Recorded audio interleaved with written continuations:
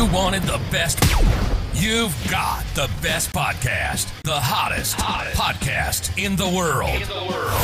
The Chris Voss Show, the preeminent podcast with guests so smart you may experience serious brain bleed. The CEOs, authors, thought leaders, visionaries, and motivators. Get ready. Strap yourself in. Keep your hands, arms, and legs inside the vehicle at all times, because you're about to go on a monster education roller coaster with your brain. Now, here's your host, Chris Voss. Hi, folks. Chris Voss here from thechrisvossshow.com, thechrisvossshow.com. Welcome to the big show, my family and friends. Ladies and gentlemen, boys and girls, people around the world, welcome to the Chris Voss Show Podcast. We certainly appreciate you guys tuning in and spending time with us. 14 years and 1,400 episodes. We got to stop saying that because in about 10 more episodes, we're at 1,500 episodes. So there you go. Make sure you're watching all the great material we're putting out, 2 to 3 episodes a day with great new minds, the most brilliant people on the show, and none of them, of course, me. That's why we have guests, folks. Go to goodreads.com/Chris Voss, youtube.com/Chris Voss, linkedin.com/Chris Voss, and we're over on that new Threads is the official Chris Voss, or Chris Voss official, the Chris Voss Show, and you can find us on TikTok as well. We have 2 amazing authors on the show. I'm excited to talk to them today because we're going to be talking about leadership and some of the masterful things that people have done with the way we train our military. I've always been intrigued by this because when you see other militaries operating in the world, or quote unquote militaries, what was the joke that I believe our head of defense said recently, that Russia, turns out Russia used to be thought of as the second best military in the world, and turns out they're the second best in Ukraine. I thought that was a pretty good joke. They are the authors of the newest book that comes out July 11th, 2023, Lead Like a Marine, Run Towards a Challenge, Assemble Your Fire Team, and Win Your Next Battle. John Warren and John Thompson are going to be on the show today. We're going to be talking to them about their amazing book and went into it. John Warren is a former USMC captain and entrepreneur and community leader. He is the co-founder and former CEO of Lima One Capital, which he launched in 2011 and sold for 9 figures in 2019. He is now the CEO of a new startup, Gem Mining. John Thompson is a retired USMC Master Sergeant. He is the co-founder and former CEO of Lima One Capital and is currently COO of Gem Mining. Both Warren and Thompson were infantry Marines decorated for valor while serving together in Ramadi, Iraq. Do I have that right? That's it. There you go. I've never been there, but I have it on my bucket list. It's a place you'll never forget. I'm sure. Both authors live with their respective families in Greenville, South Carolina. Welcome to the show, gentlemen. How are you? Doing well. Great to be with you, Chris. There you go. Now calm down just a little bit. We need to take the show down a little bit there. There you go. So welcome to the show, both of you. Give us your .coms. Where do you want people to find you on the internet, please? You can go to leadlikeamarine.com and find all of us there, info on the book, pictures, videos, pretty much everything's there. Mr. Thompson, anything you want to jump in here with? No, I mean, .com?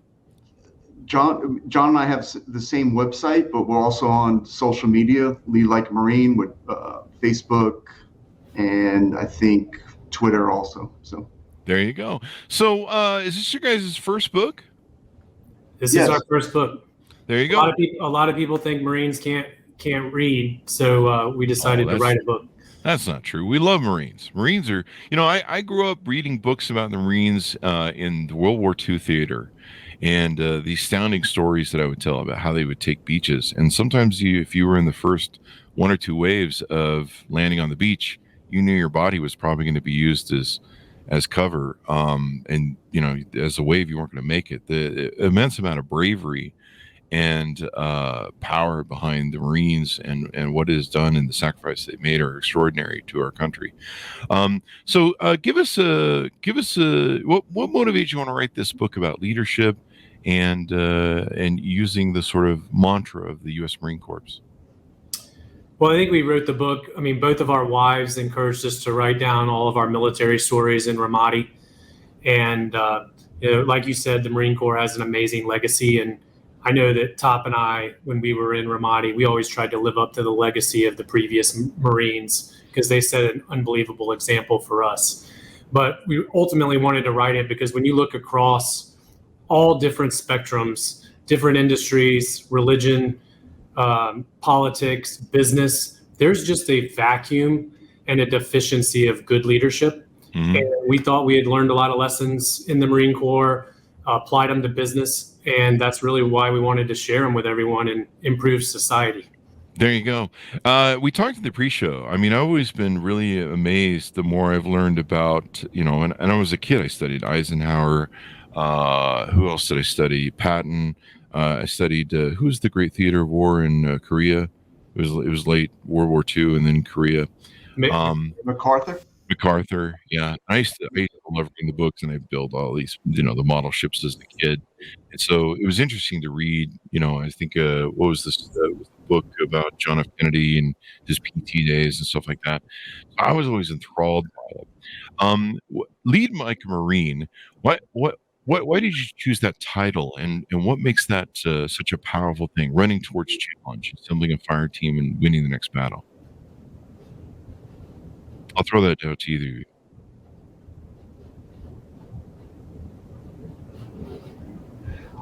I think the biggest thing is when we decided on the name of the book, it wasn't just about, it's not about, hey, these are the exact principles that the Marine Corps pushes out. It was the principles and leadership traits that we learned in direct combat.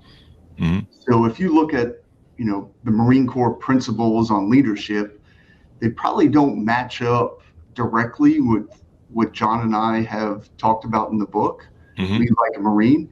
It is directly contributed to actions in combat and in training for combat. It's lessons learned from that we took and built Lima One Capital on. There you go. And why do you think that translates so well into business?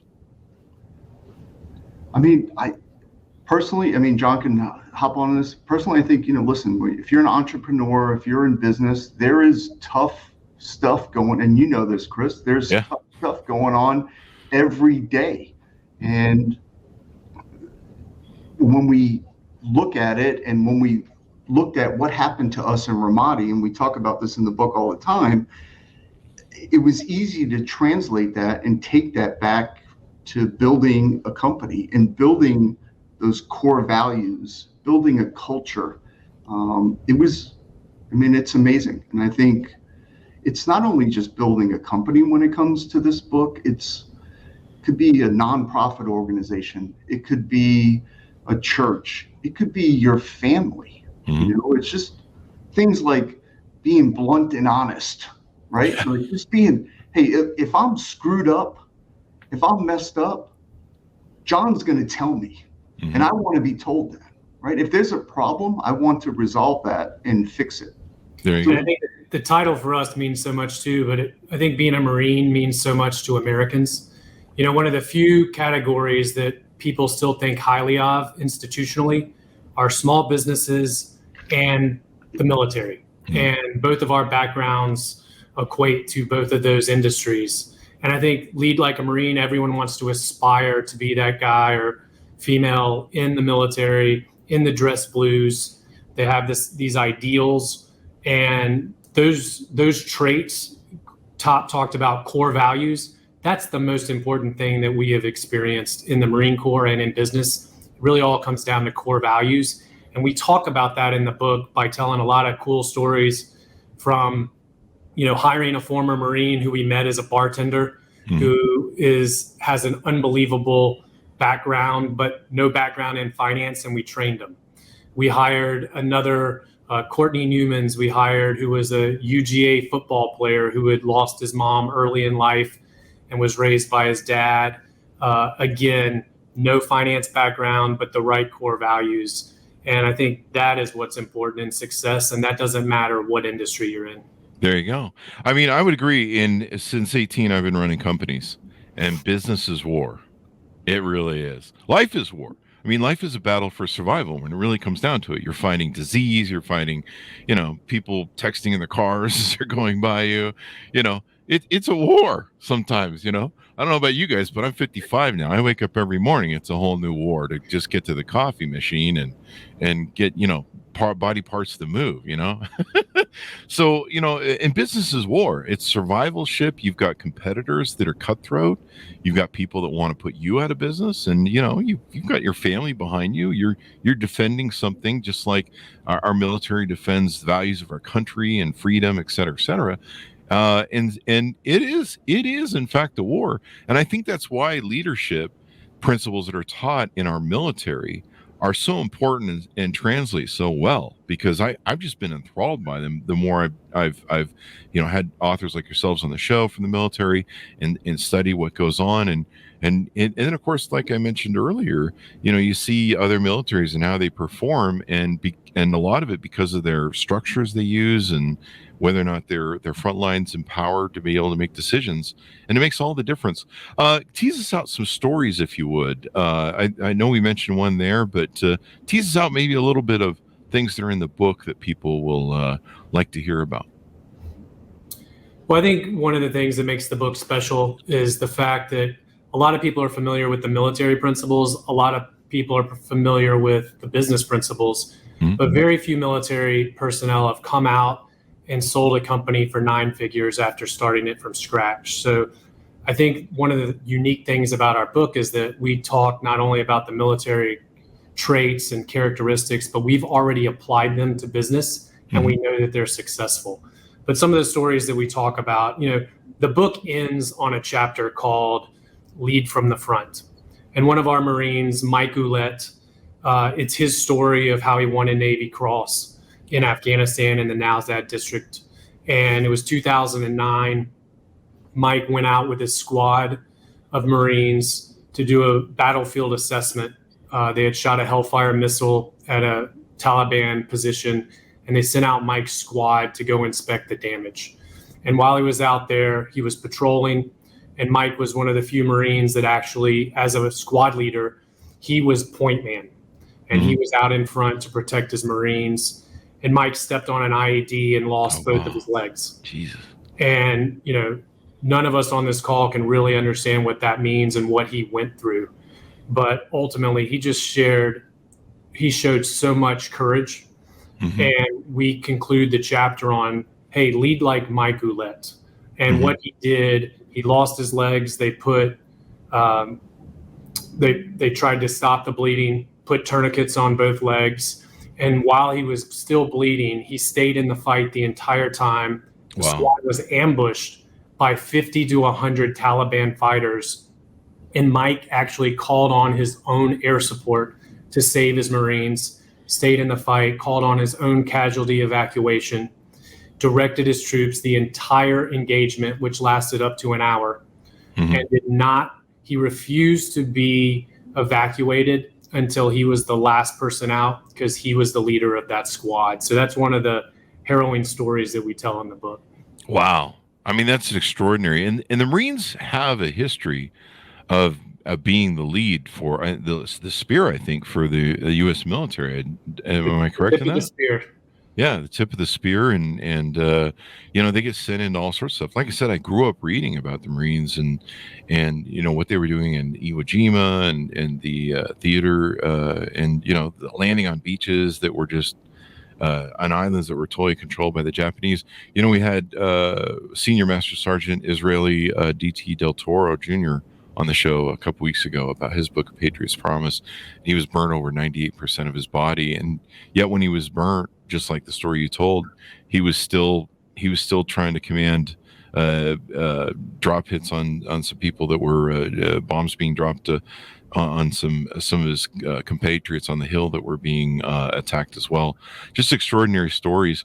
But these translate well into military in business from military, because you know, the Marines have always been great at running towards a challenge and taking on and being that tip of the spear. You know, we see a lot of organizations that struggle to do that. They struggle to lead. You know, there's a million examples we could probably cite in business of people that you know, either won't eat their own lunch or eat their own lunch, like Apple did when they introduced the iPad. It knew it was going to it was going to cannibalize its computer sales, but it did anyway. Kodak, who I think it was Kodak who originally developed digital photography, but they knew it would kill their film business, so they didn't lead in it. They didn't run towards the challenges you guys like to have it. Hi, folks. Chris Voss here with a little station break. Hope you're enjoying the show so far. We'll resume here in a second.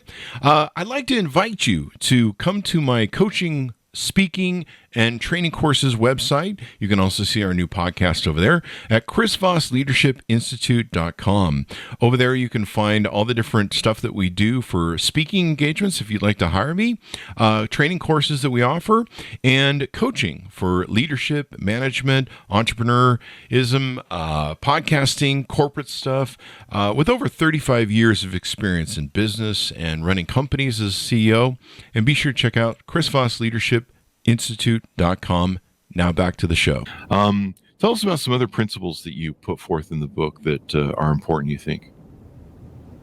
I think to me and John alike, I think one of the most important things is how to develop culture and build a company. Mm-hmm. And when you find, and that goes into the hiring process, when you find like-minded people who share the same intrinsic core values that you do, regardless of their background, right? It doesn't matter about their background to us. If they had the core values, we were willing to hire them. And that's a sacrifice for company. It was a sacrifice for us, right? So we're really hiring these people, and we're going to have to train them and get them elevated. And it's going to be 6 months before they can be what I would consider a fire and forget weapon. Mm-hmm. And there's some sacrifice in there, right? There's salary, there's training, there's everything. But if they have the core values, that's how you build the culture, right? That's the start of building a culture. And some of the core values, Chris, we have a chapter in there called Build a Team of Killers. And some people have gotten offended by that term. But when we talk about killers, we talk about killer performers. Mm-hmm. And if you're too soft, people outside are too soft or too woke to appreciate that, then they probably shouldn't read the book. But ultimately, the characteristics that we want to hire are extremely hardworking people that have honesty and integrity, people that want to be part of a team, and finally, people that have a chip on their shoulder and want to prove something. There you go. Regardless of whether you're in the military, you're in business, you're in a nonprofit, you're on a basketball team, those are the traits of the people that I want in my foxhole, and I think we've proven that out. There you go. The you want in your foxhole. I love that term. I was going to ask you about that chapter. Build a team of killers, because you want guys that are killers. You want killer salesmen. You want guys who are going to go out and they're going to rock and roll. It's a term used in comedy. You want to get up and kill. You don't want to die on stage. It's a phrase people get it. I think unless they have issues, whatever. But you talk about some of the principles that I'm pretty sure that, from my understanding, because I've never been in the military, so you'll have to correct me if I'm wrong, but principles that are part of the military and what makes people like the Marines great. You mentioned trust, honesty. I'm sure self-accountability is in there somewhere. Loyalty. Anytime I've talked and with all my military friends I've always known, they've talked about their band of brothers. They've talked about that loyalty, knowing someone has your back, loyalty to the principle, the cause, to each other. Because, when you're in a firefight or you're in a danger zone, or maybe you're in a collapsing PR business situation, or I've had companies, they work fine one day, and then all of a sudden some system changes or some supply chain changes, some pricing changes. Suddenly you're bleeding out, and if you don't patch that hole, your ship's going down. You're going bankrupt. So am I correct on that? Oh, just look at Bud Light, right? That's a recent company. How do you think the leadership is at that company? How do you think the core values are there? They don't even know their most basic customer, and that's why they're down about 25% in sales. Yeah, I think they handed some stuff over to some people that didn't respect their core values. From when I've seen the video of the young lady who I think has been removed from the company, and they think her boss, and talking about how was a frat brand and talking down about the brand. Yeah, I think they found out very hard. It's kind of interesting to me. I guess the CEO used to be in the CIA or something at one point. Kind of interesting story. Chris, But actually, I think the CEO was actually a former Marine. Oh, was he really? And also was in the CIA. I got to confirm that, but I read an article recently where I was shocked. But that goes back to what we were talking about earlier, is like, hey, hiring the right people. Exactly. And then decentralization of command so that they can make the right decisions. Yeah. So that's a perfect example. And if you look at the market cap they lost, it's shocking. Yeah. And I mean, you can take whatever premise you want on it. I mean, we support LGBT community, but from a business standpoint, it is a lesson, and it's respecting your brand. It's respecting the people who value your brand and talk about your brand. And I think what was most offensive to people is when they saw the video of that young lady marketer who I believe did the little program that got her fired, or I believe she's either that or laid off. It's being said now she's gone. Disrespecting the brand. She goes, it's a frat brand. It's not. This is a frat boy brand. We need to change it. And it's like, well, I mean, guys have a real huge identity towards beer and sports. I mean, we just do. I mean, you don't really crap on that and go, hey, you're a frat brand. I think it's offensive. I think when at the time, it was the number one selling beer in America. It's like, what? Yeah, it's shocking. And one thing where these leaders, so-called leaders, go wrong, a good leader unifies. Mm-hmm. Bad leaders, they have to show how everyone's different. And that's the problem with all these woke ideologies. Mm-hmm. They want to point out every reason why we are so different. Mm-hmm. And instead, what they should be focusing on, true leaders focus on what unites us. Mm-hmm. What unites us as Americans, what unites us as a company, what unites us as Marines. There's no better place for diversity than the Marine Corps. Mm-hmm. However, that's not the focus of the Marine Corps. The Marine Corps focuses on our shared core values. There you go. Shared core values. Society need to get back to that. We definitely do. I mean, Victoria's Secret doesn't market bras to straight men. Not yet, anyway. Not yet. I mean, to straight men. But I mean, I guess there's still time. But it is interesting. But you talk about core values, and those are so important in a company, and it's so important that your employees know your core values. You guys talk about hiring well. I found out the hard way in my companies. We used to hire people after one meeting, and then we had all these problems. We found that after having 3 to 4 interviews and filters and comparing notes and doing good upfront interviewing and hiring made all the difference in the problems we were having in the organization. Like, they totally got cleaned up, and it's so important. And then one of the first things that we did, literally the first thing that we did once we hired someone in Lima 1, Top and I would go in and we would give them an investor brief Mm-hmm. to get the core values of the company. And then the second brief we would give them is our experience in Ramadi and Mm-hmm. why we think the way we think and how we conduct business, because it's often a lot different than a lot of other companies. But going back also to what you guys were both talking about with the training, Mm-hmm. it is a short-term sacrifice to do the training, to do the intensive training. However, it is a long-term huge upside, because those are going to be your best employees and they're going to stick around. The biggest mistake we see in business today is not hiring someone because they don't have industry experience. Mm-hmm. So for example, they won't hire someone straight out of college who is very capable to learn how to be an underwriter. Mm-hmm. They want someone that's been job hopping for the past 12 years and been at 10 companies, because they say, well, that guy has experience. And we were just totally opposite. We focused on the core values and the competencies, and we knew that training would take care of the rest. It's kind of like the Marine Corps.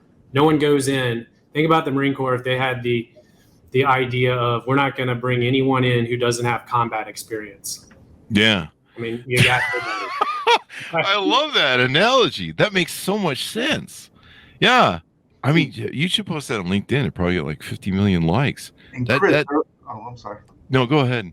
No, Chris, early on when we were trying to raise capital and, go through the process of really building the company, expanding it, we would get criticized on that from Wall Street bankers and investment bankers. Like, hey, why don't you have a 55-year-old woman who is running your underwriting department? And it's like, our response was like, we're not going to change that. And that's how you guys did it. And that's what everybody does. Mm-hmm. We're doing this a different way. And it was a struggle early on trying to raise capital. Really? Because we didn't have that experience. We had a hedge fund, Chris. We were they'd done all the underwriting, due diligence on the company to write a huge check. We were at dinner and they said, hey, we love your company. We love all the loans that you originate. They're all performing great. However, we don't like that your underwriters don't have experience. And then they said, because of that, we're just not going to do a deal with you. 6 weeks later, after they had toured the country of our competitors, they came back and said, we'd love to do a deal with you. And then 1 year later, Top and I almost fell out of our chairs when we were with that same hedge fund and we were around a bunch of people, and the CEO of that hedge fund said, one of the things that we love about Lima One is their hiring practices. Mm-hmm. They hire people based on core values and core competencies. So, people can change, and that's an example of it. So what do you guys, what are some factors you guys look for in core competencies when you hire? I with my companies, I found that for our sales company, hiring people who were taught sales in college would never work out. But hiring guys off the street who'd done car sales and other things like that in the hardcore sales business, they learned, the old-fashioned way. Those guys are great salesmen. What are some of the core competencies you look for? Chris, I think it's stuff. Ultimately, the core competency is stuff that I can't teach you. Mm-hmm. I can't teach you to show up to work on time. I can't, you know what I mean? I can't teach you that. I can't teach you to work hard. I can't teach you to be part of a team. I can teach you to underwrite a loan. I can teach you to probably film your podcast, but I can't teach you to show up. So those are and I can't teach you during tough times, not having the drive to push through. Yeah. And we look for things like that. And then I can teach you everything else. Yeah. I really can. And so can you. Yeah. Work ethic is hard to teach. If you don't have it, No, hard to develop. It's hard to develop. And, we talked earlier, John and I, a lot of the core competencies, hey, how do I know about hard work? Because I watched my dad work his ass off. Yeah. Right. And those are the things that it's hard to teach or almost impossible. Yeah. One of the best hires we made, one day I was sitting in my office, we had tried to hire our first salesperson. So you're talking about hiring a salesperson. Top comes in my office and he says, I've got the perfect guy and you're going to love him. He's a football player. I said, what kind of football player? He said, an SEC football player. And it ended up being Courtney Newman's. And we sat down with him. He had applied. He was a former Georgia player, relatively no sales, recent grad.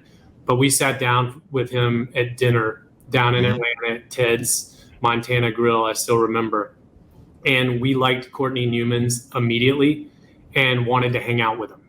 So, who's going to be good at sales? Someone that people want to hang out with, right? He's not super intrusive. He's not overly aggressive, but people just genuinely like him and they genuinely trust him. And Courtney probably today makes more money at Lima One Capital than anyone because he's so successful as a sales guy. Yeah. Plus he can tackle the sales. Hey, you don't want to mess with a Georgia fullback, right? There you go. Hey, you should hire that Tom Brady guy here. He's looking for work. Anyway, that's what I hear. So this is really important, and you bring up a good point because I see and talk with a lot of recruiters on LinkedIn and different things, and you mentioned earlier in the show, these guys that it's almost like they kind of want bots more that hey, are they good at just hopping job to job, and almost like people that they're just going to keep their head down, do the job, show up, and they're dependent upon the thing.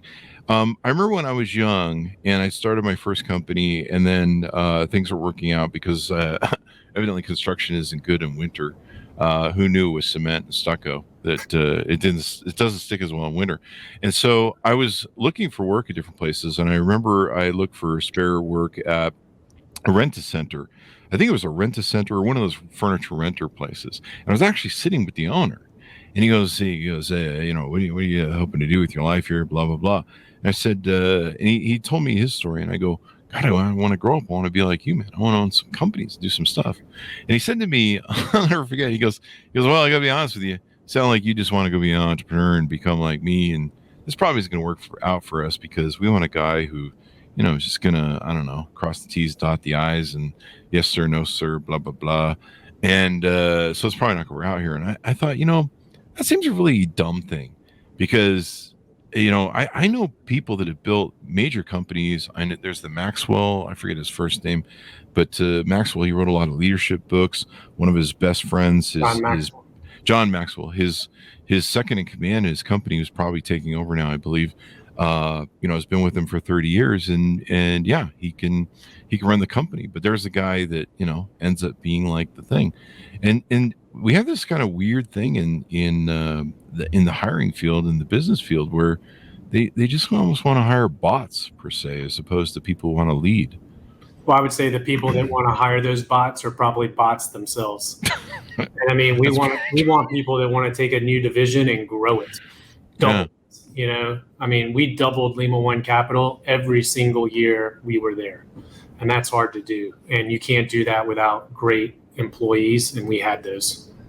And you need to, as a leader, this is one of the most important things. You need to be preparing leaders inside of your organization to move up through the ranks, and of course, through those filters, become your next CEO. As any smart leader knows that you should be developing the leaders under you to replace you, because that's real true leadership, is when you can replace yourself with leaders, and you can step aside and do whatever you want, I suppose. And that's taken directly from the military. I mean, talking about a great principle that we talk about is training up and down, to where you can do the position of the person above you and below you. Because in the Marine Corps, if a platoon commander goes down, the platoon sergeant or a squad leader needs to step up and fill that role. And I think the best, you know, Collins talks about this in Good to Great. Level 5 leaders, they're ones where the organization is so well run that when that leader steps away or leaves, the leaders below step up, and that company runs just as great as it did before. The level 4 leaders are insecure, and they don't quite want the company to do as well if they're not there, and that's all around insecurity. So I think you hit it on the head. You want people that want to be around A players and hire. Hey, I want to be the dumbest in the room with my employees, not the smartest. Yeah, I'm always the dumbest person in the room. But I mean, have you seen me lately? Anyway, so I mean, this is really important. You have to develop leaders. You know, in my book, I talked about how everyone's a leader. A parent's a leader. You know, and it's amazing to me how many people don't see themselves as leaders.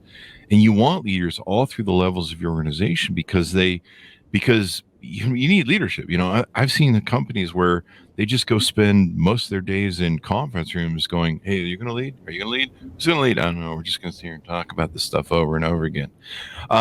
One unique principle that we had at the company, it was a rule. We would not allow anyone, including the CEO, to have more than 4 direct reports, because above that, you just have a bunch of meetings and you don't do anything accomplishing the mission.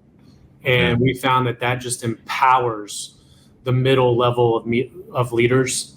And, you know, we had so many small fire teams that we called them, and that really empowered the employees to grow. Chris, that's how the Marine Corps Infantry Company is organized. It's 3 4-man teams with a fire team leader and then a squad leader. And inside that platoon is 3 squads. So there's this decentralization where decision-making is done and problems are solved, so that leaders can focus on the more important things. Is, hey, where are we going to be at next quarter? What's our plan for growth next year? And if if you have 12, 15, 20, we've seen this, direct reports, your calendar is filled with meetings about what happened last week and not what is going to happen 2 weeks from now, a quarter from now, or a year from now. And maybe in the sequel of the book, I can tell you how successful I've been implementing this early. I have 3 young kids, 7, 5, and almost 4. Mm-hmm. I'm trying to get my oldest to be the fire team leaders of his 2 siblings. There you go. So, I think it's never too young to start the leadership training. It isn't. I mean, it's really important. I mean, kids need this. I mean, being leaders, the world needs leaders. Damn it! And I was just reading a report today that we're losing, a large part of leadership from our retiring community with the baby boomers and stuff. And we have a shrinking employment base, and a shrinking knowledge base. We need more leaders. You guys mentioned what was the stat you guys mentioned earlier in the show that companies spend 90% of their time, putting out fires and solving problems, and 10% leading and focusing on the future? Was that the figure I had? Yeah, that's a figure that I believe. Yeah. That you can have is, as a leader, if you don't have decentralization, you don't trust the people you employed and trained and spent all that time to make decisions, you're going to be dealing, as a COO, I don't want to deal with somebody who is late. I expect somebody else to deal with that, right? Yeah. And that's a simple example, or a mistake in underwriting or manufacturing or something. I expect to get a report on that at some point, but I don't want to have to deal with it and take up my time of the day. I've hired people that I trust can manage those things. Yeah. And entrepreneurs have that issue too, where they don't delegate well. We have a hard time with that, especially in small companies. Yeah, I mean, I think it's tough, and John would know best about this, but you have to do that. I mean, we did that for years on end, where we hired people, and 6 months later, we had them leading underwriting teams that were writing millions of dollars a month in loans. Mm-hmm. And I have to trust that. If not, then I might as well just be an underwriter. And, you have to do that, but it goes back to hiring the right people. There you go. One final question I'll ask you. You guys have a chapter in here called Be Blunt and Direct, Chapter 7. Tell us what that means. I think it's probably the most applicable chapter to anyone in America or in the world. I mean, it can affect your marriage, your family, your business career, your social life. That if you literally just are blunt and direct with people and tell them what you're thinking, any problems that you have, the positives, the negatives, but you're just honest about it, and you let the person know that you're coming from a position of love and care, that it will really impact the relationship. So, we have a funny story in the book where we say, hey, based on a small sample size of 2, marriages are improved if you are blunt and direct. And that's what we found. And it's just being honest. It's owning up to things early. Hey, if there's a mistake, Top always says problems don't get better with age. And have you seen me lately? So I think, Top may have something else to add on the blunt and direct, but yeah, I think the most important thing is and this goes back to like taking care of your employees. Employees always stress about, hey, my 6-month review is coming up, or my 90-day review is coming up. The great thing about being blunt and honest and tackling a problem early on is when they go into that review, there's no shocks or surprises. There's no stress on them. They already know.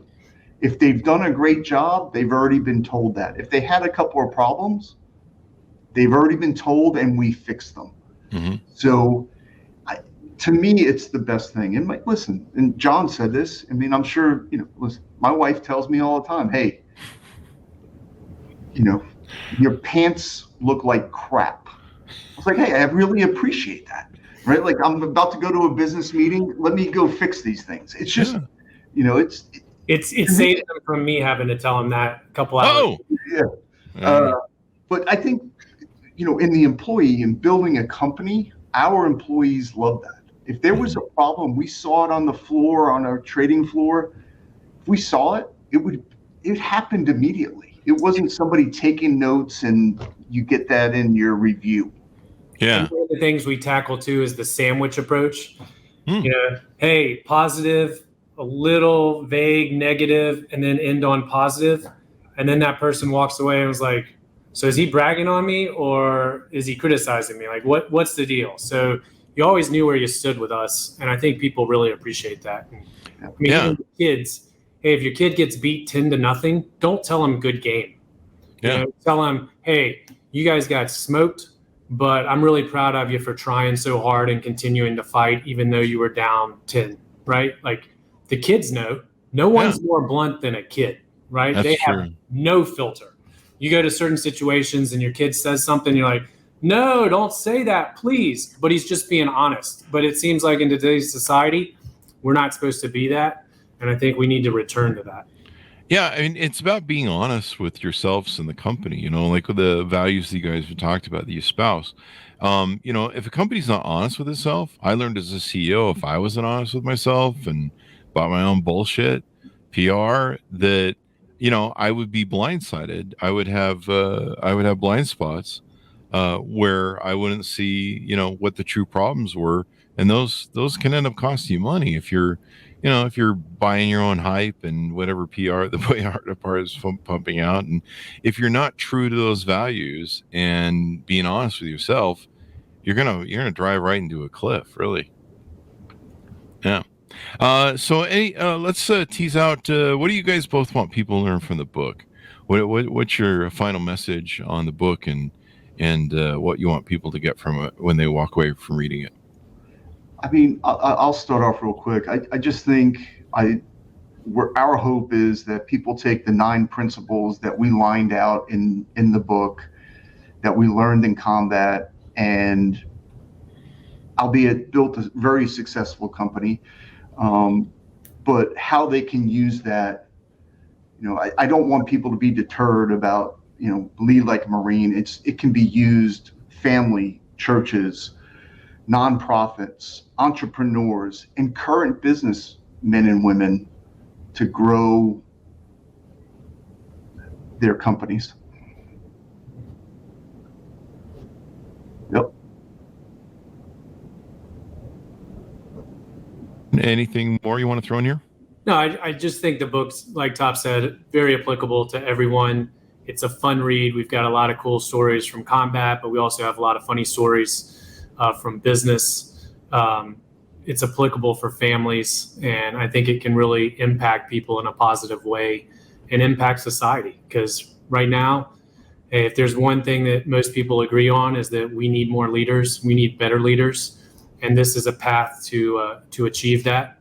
And it's a path for everyone to improve their own lives. So we're very proud of the book, and it was a lot of fun writing it, reconnecting with 40 something of our Marines for interviews. And we hope everyone really enjoys it. There you go. We need more good leaders in this world. We need more leaders that espouse truth, honesty, self-accountability, the stuff loyalty, the stuff we talked about here. Your people look for that in you as a leader. And can I be loyal to this person? Is this person loyal to me? Can I trust them? There's all those aspects that are in that interpersonal relationship when you build your teams and people look to you as that leader and they go, should I follow this guy? And is he full of shit? Who's the famous comedian used to say? He's full of shit. George Conway, George Carlin. Yeah, George Carlin used to, he had that. He's full of shit. I love that line. Anyway, real quick. I just think people really, the 2 questions they ask their leaders are, can we trust them and do they care about us? There you go. That's so important. And in the Marine Corps, the only two things that everything boiled down to was mission accomplishment and troop welfare. And that's what we need out of leaders. We need people that want to accomplish the mission and care about the people under them. And oftentimes leaders think leading is a privilege that comes with a lot of perks, as opposed to leading with responsibility and fiduciary duties. And we need to return to the latter, not the former. Definitely. I love the term fiduciary duties. I learned that in owning a mortgage company for 20 years. Fiduciary duty, taking care of what the client's interests are and having a duty to them. And I think, think about if our politicians had that approach. my fiduciary duty is to not be so concerned about getting reelected, but actually caring about the taxpayers and the citizens of the U.S. Yeah. That would be amazing transformation. It certainly would be. We need more of this in life and better leaders. Thank you very much, gentlemen, for coming on the show. Give us your .coms, wherever you want people to find you on the interwebs. You can find us at leadlikeamarine.com. There you go. Thanks for having us. Thank you for coming. We certainly appreciate it. Thank you for your service. And I just love what the military does and puts out, and I love the strategy of it. When I see what's going on, like military with Russia and stuff like that, and you see their structure of stuff, and you go, wow, this is why we kick butt. I mean, I was watching somebody talk about the other day how China just really tries to solve to become like us.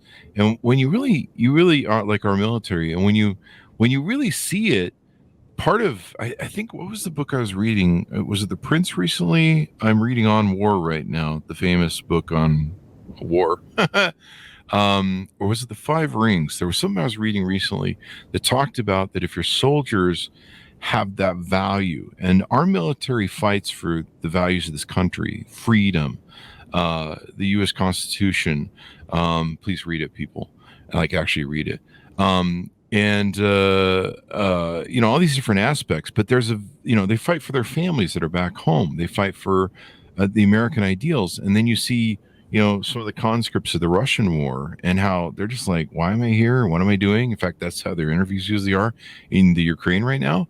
You see the difference in the spirit of the human beings and the way we built our military, and how much that makes a difference. And it's the same for organizations, the spirit and culture in your organizations, like you guys write about in your book. Anyway, thanks for coming on the show, gentlemen. Thanks so much for tuning in. Go to goodreads.com/Chris Voss, youtube.com/Chris Voss, linkedin.com/Chris Voss, see the big LinkedIn newsletter, and all the other places we're on the internet. Thanks for tuning in. Be good to each other. Stay safe. We'll see you guys next time. That should have us out.